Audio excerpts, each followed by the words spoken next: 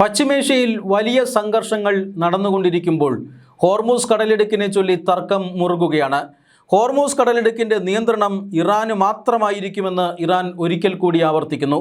Iran parliament അംഗം ഇബ്രാഹിം റസായിയാണ് ഇപ്പോൾ ഈ ആവശ്യം ഉന്നയിച്ചിരിക്കുന്നത്.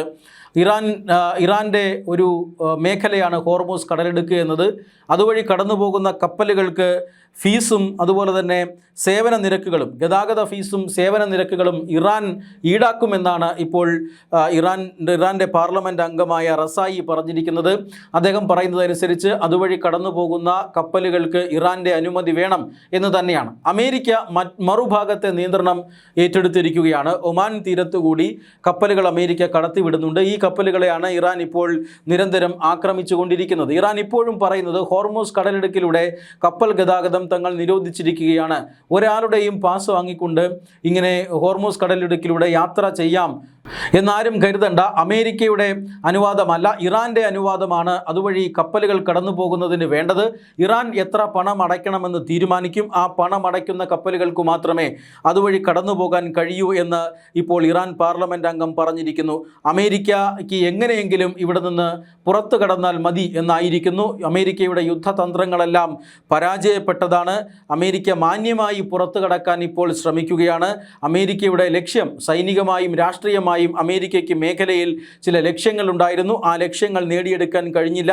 അമേരിക്ക മാന്യമായി പുറത്തു കടക്കാൻ ആഗ്രഹിക്കുന്നു എന്നാണ് ഇപ്പോൾ ഇറാൻ പറയുന്നത്. ഇറാൻ പാർലമെൻറ്റ് അംഗം തന്നെ പറയുന്നത്. അതിനിടയിൽ അസിം മുനീറും, പാകിസ്ഥാൻ്റെ പട്ടാള മേധാവി അസിം മുനീറും അതോടൊപ്പം തന്നെ അബ്ബാസ് അരാക്ചിയുമായി വീണ്ടും ചർച്ചകൾ നടന്നു എന്ന വാർത്തകളും പുറത്തു വരുന്നുണ്ട്. ഇറാനും അമേരിക്കയും തമ്മിലുള്ള സമാധാന ചർച്ചകൾ മുന്നോട്ട് കൊണ്ടുപോകുന്നതിനെക്കുറിച്ചായിരിക്കാം ഒരുപക്ഷെ ചർച്ച നടന്നത്. എന്തായാലും ഇറാൻ അവരുടെ നിലപാടുകൾ ഉറച്ചു നിൽക്കുകയാണ്. അമേരിക്കയും അവരുടെ നിലപാടുകളിൽ ഉറച്ചു നിൽക്കുകയാണ്. അമേരിക്ക ഇന്ന് മറ്റ് ലോക രാജ്യങ്ങൾക്ക് ഒരു ഭീഷണി കൂടി നൽകിയിട്ടുണ്ട്. അതായത് ഇറാനെ ഒരു കാരണവശാലും സഹായിക്കാൻ പാടില്ല.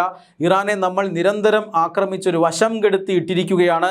ഇറാന് ഇനിയും അതിനുമേൽ ആക്രമണം നൽകാനുള്ള അല്ലെങ്കിൽ അടി നൽകാനുള്ള പദ്ധതി നമുക്കുണ്ട്. അതുകൊണ്ട് തന്നെ ഒരു കാരണവശാലും ഇറാനെ സഹായിക്കാൻ പാടില്ല. ഇറാൻ്റെ ഇന്ധനം, എണ്ണക്കടത്ത്, ഇറാൻ്റെ വ്യാപാരം, അതുപോലെ തന്നെ മറ്റ് ചില ബിസിനസ്സുകൾ, ഇതിനെല്ലാം ഇറാൻ്റെ സാമ്പത്തിക സ്ഥാപനങ്ങൾ, ഇറാൻ്റെ മറ്റ് ചില അടിസ്ഥാന സൗകര്യങ്ങൾ, ഇതിലൊക്കെ സഹായം നൽകുന്ന രാജ്യങ്ങളെ അമേരിക്ക നോക്കിവെക്കും. ആ രാജ്യങ്ങൾക്കെതിരെ കടുത്ത സാമ്പത്തിക നടപടികൾ പ്രഖ്യാപിക്കും.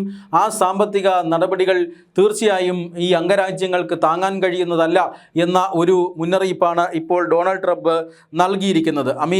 അമേരിക്കയ്ക്കെതിരായി പ്രവർത്തിക്കുന്ന, ഇറാനെ അനുകൂലിച്ച് പ്രവർത്തിക്കുന്ന എല്ലാ രാജ്യങ്ങൾക്കുമെതിരെയും ഏത് തരത്തിലുള്ള അക്രമം വേണമെങ്കിലും അമേരിക്കയുടെ ഭാഗത്ത് നിന്ന് ഉണ്ടാകും എന്നാണ് ഇപ്പോൾ ഡൊണാൾഡ് ട്രംപ് ഭീഷണി മുഴക്കിയിരിക്കുന്നത്. അമേരിക്കയുടെ ഇപ്പോഴത്തെ ഏക ആവശ്യം എന്ന് പറയുന്നത് ഇറാൻ അണുവായുധം നിർമ്മിക്കരുത് എന്നത് മാത്രമാണ്. എന്നാൽ ഇറാൻ അത് അംഗീകരിക്കുന്നില്ല. അണുവായുധം നിർമ്മിക്കാനുള്ള ഇന്ധനം ഇപ്പോൾ ഏകദേശം ഇറാൻ്റെ പക്കലുണ്ട്. 60% സമ്പുഷ്ടീകരിക്കപ്പെട്ട യുറേനിയമാണ് ഇറാൻ്റെ പക്കലുള്ളത്. ഇത് 90% ആയി കഴിഞ്ഞാൽ ഇറാന് അണുവായുധങ്ങൾ നിർമ്മിക്കാൻ കഴിയും. ഇതിലേക്ക് പോകരുത് എന്നാണ് അമേരിക്ക പറയുന്നത്. ഈ യുറേനിയം അമേരിക്കയ്ക്ക് കൈമാറണം, അല്ലെങ്കിൽ മറ്റേതെങ്കിലും രാജ്യത്തേക്ക് കൈമാറണം, ഇല്ലെങ്കിൽ നിർവീര്യമാക്കി ഇറാനിൽ തന്നെ സൂക്ഷിക്കണം. ഇതാണ് അമേരിക്ക ആവശ്യപ്പെടുന്നത്. പക്ഷേ ഇറാൻ അതിനൊരുക്കമല്ല.